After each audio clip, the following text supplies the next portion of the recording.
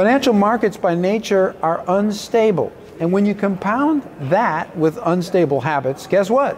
It leads to unstable investment results. And one thing that can really destabilize a person are investment losses.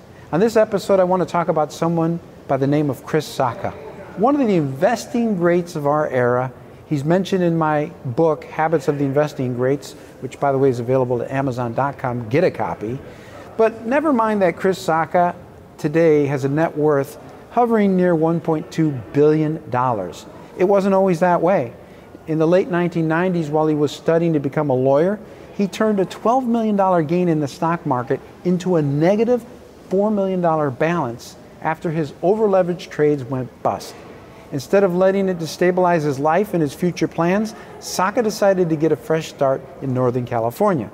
He landed a job at Fenwick and West, a venerable Silicon Valley firm, but after just a year of employment, he unfortunately was laid off during the dot-com crash. Instead of giving up, Saaca continued to network, and eventually he landed a job at an upstart named Google. Although he was still weighed down by that $4 million in debt from his stock market losses, Saaca renegotiated that loan down to $2.1 million, and then by 2005 he paid off the entire balance. Now, rather than letting his past mistakes permanently disable him, Saaca kept a firm eye on the road ahead. He said, "I want to be investing in the future, not in the present."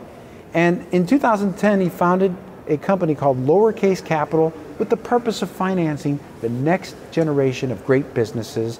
And through Lowercase, Saaca became an early stage investor in revered companies like Instagram and Kickstarter, Lookout, Stripe, Twitter, Twilio, and Uber.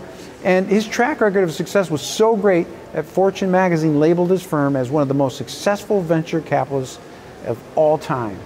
Now, dwelling on this highly improbable journey to greatness, Saaca said, quote, "What happens next is up to you." So what is the lesson for us as investors?